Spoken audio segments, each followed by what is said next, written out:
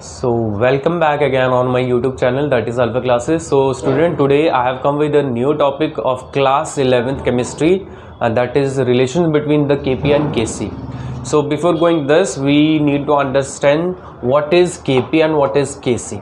Okay so हमने इस chapter में देखा हुआ है कि Kp क्या होता है. Kp एक इक्विलिब्रियम कांस्टेंट है at pressure and this is the equilibrium constant eight concentrations. ठीक है, ये कंसंट्रेशन के टर्म पे इक्विलिब्रियम कांस्टेंट है और ये प्रेशर के टर्म में इक्विलिब्रियम कांस्टेंट है. अब इनको हम रिलेट करने वाले हैं, तो उसके लिए हमें सपोज कर ले हमारे पास इक्विलिब्रियम कांस्टेंट है और जितने भी सब्सटेंसेस हम इस इक्विलिब्रियम कांस्टेंट के अंदर यूज़ करते हैं वो गैसेस फेज का होना चाहिए. ठीक है, so like if A is reacting with B, तो ये आपका सी और डी दे रहा है. ठीक है, सी और डी दे रहा है. इसके साथ आपका जो small A, small B, small C and small D, ये सारा का सारा एक स्टोइकोमेट्रिक कोएफिशिएंट्स हैं. ठीक है, अब यहाँ पे क्या होगा, सी हम रिलेट करें, हमने पढ़ा हुआ इक्विलिब्रियम कांस्टेंट क्या होता है. Equilibrium constant in terms of concentration, अगर हम कंसंट्रेशन के टर्म पे देखें तो क्या होता था, वो होता था कि प्रोडक्ट, देखो ये चीज़ें हमारी क्या है, this is called reactant and this is called product. इनको हम रिएक्टेंट बोलते हैं और इनको हम प्रोडक्ट बोलते हैं. दोनों ही गैसेस फेज में होना चाहिए. ठीक है, अब कंसंट्रेशंस के टर्म में हम इक्विलिब्रियम कांस्टेंट्स निकालने वाले. सो equilibrium constant in terms of concentration will be Kc and that would be the, क्या होता है, प्रोडक्ट सब्सटेंसेस टू द, या फिर कह लो ratio of product of reactant. Okay, और वो कैसे होता है, देखो जितने भी हमारे पास प्रोडक्ट है ना, इस प्रोडक्ट के का जो ये C वाला कॉम्पोनेंट सब्सटेंस है, इस C के ऊपर पावर आएगा. किसके साथ, इस स्टोइकोमेट्रिक कोएफिशिएंट जो है वो पावर बन जाती है. ठीक है, सो ये हो जाएगा कंसंट्रेशन ऑफ C. कंसंट्रेशन को हम डिनोट करते हैं इस स्क्वायर ब्रैकेट के साथ, ये याद रखना है. इसके ऊपर पावर C हो जाएगा into concentration of D power small d divided by concentration of A power A and the concentration of B power B. सो ये हमारा एक Kc का एक एक्सप्रेशन आ गया है. ठीक है, वहीं अगर हम बात करें इन टर्म्स ऑफ Kp, तो ये भी हमने पढ़ा हुआ है कि Kp जो है, जस्ट आप ये जो कंसंट्रेशन आप देख पा रहे हो उस सब्सटेंस के प्रेशर्स के टर्म में उसे रिप्रेजेंट कर दो, तो वो आपका एक इक्विलिब्रियम कांस्टेंट आ जाएगा इन टर्म्स ऑफ प्रेशर. तो ये क्या हो जाएगा, C pressure at C and raise to power C into pressure of a substance D raise to power D pressure of A power A and pressure of B power small b. सो ये आपका second equation ले लेते हैं हम. ठीक है, हमने क्या देखा, हमारे पास एक इक्विलिब्रियम कांस्टेंट मींस एक इक्वेशन ले ली. उस इक्वेशंस के जो दो ए बी सब्सटेंसेस है वो रिएक्टेंट है और वो दोनों के दोनों गैसेस फेज में हैं. वो हमें क्या दे रहा है, प्रोडक्ट फॉर्म कर रहा है C और D सब्सटेंस बना के. ठीक है, तो यहाँ पे इसका equilibrium constant under the concentration और एट द कांस्टेंट कंसंट्रेशन वो क्या आने वाला है, कंसंट्रेशन. ये कोई प्रोडक्ट का कंसंट्रेशन होगा. ठीक है, ये हमारा प्रोडक्ट का कंसंट्रेशन होगा और उसकी जो स्टोइकोमेट्रिक कोएफिशिएंट्स है उसकी पावर्स में बदल जाती हैं. ठीक है, और नीचे डिवाइडेड बाय इट्स रिएक्टेंट.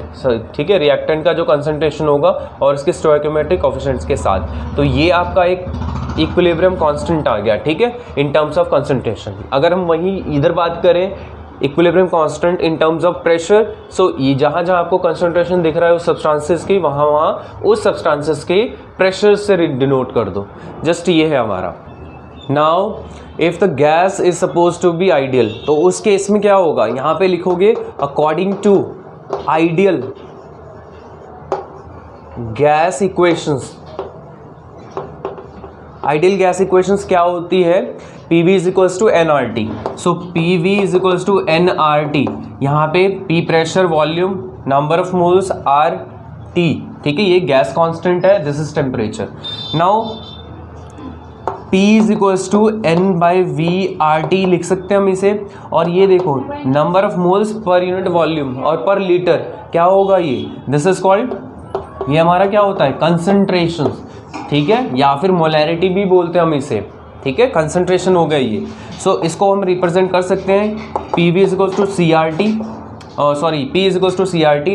अब हम अलग अलग सब्सटेंसेस के केस में हम प्रेशर निकाल सकते हैं। तो ये देखो pressure at A of A, substance A, तो क्या हो जाएगा सी ए आर टी ऐसे रहेगा, क्योंकि both terms are constants. Pressure of substance B, so concentration of B R T. Similarly pressure of C is equals to C C R T. Pressure of D is equals to C concentration of D R T. So ये सारी की सारी equations हम क्या करेंगे, इस pressure वाले term में पुट कर देंगे। So K P is equals to P C, P C की वैल्यू अभी क्या आई, प्रेशर सी का कंपोनेंट सब्सटेंस सी का क्या आया, C C R T raise to power C, into P D का कितना आया, C D R T raise to power D, divided by P A का कितना आया, C A R raise to power C T A and C B R T raise to power B. ये देखो ये आया, पावर तो same रहेगा, ठीक है। उसके बाद देखो अगर हम इसे सेपरेट आउट करें तो सी की पावर सी इंटू आ गया सी डी आर टी को देखो कॉमन ले लें तो सी प्लस डी हो जाएगा। देखो यहाँ पे R T raise to power C into R T raise to power D. So whenever the bases are same powers are added, यहाँ पे वो काम किया हमने, ठीक है। सो यहाँ पे देखो C A raise to power A into C B raise to power B into R T raise to power C A plus B हो जाएगा, ठीक है। This is K P. अब यहाँ पे हम देखें, अगर ये जो आपको दिख रहा है ये टर्म क्या चीज़ें हैं, ये देखो कंसंट्रेशन ऑफ सी डी, तो बेसिकली आप इसे ऐसे लिख सकते हो ना नॉर्मली, सी, इसे मैं नेक्स्ट उसमें बता देता हूँ आपको, इसमें लिख के बता देता हूँ, सी का square power C and D की पावर डी, ए की power A, okay, in terms of concentration. यही तो था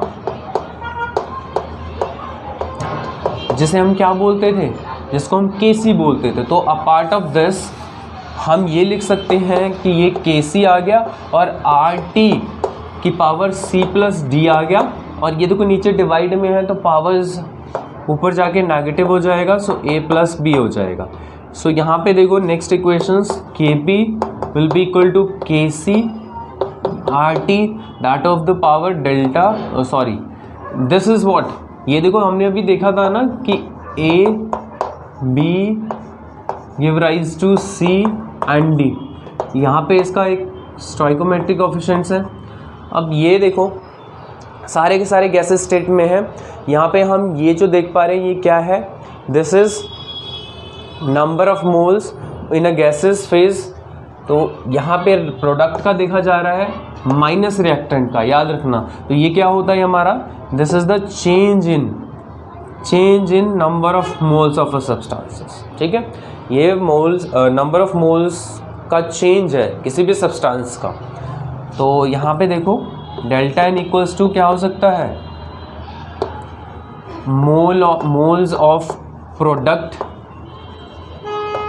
माइनस मोल्स ऑफ, या कह लो number of moles of, okay. So number of moles of product minus number of moles of, ठीक है, रिएक्टेंट। तो उसको हम change in number of moles बोल देंगे। तो ये आपके पास इक्वेशन आ गया है, this is the relations between के पी एंड के सी। आई होप आप लोगों को समझ आया होगा, नोट करिए।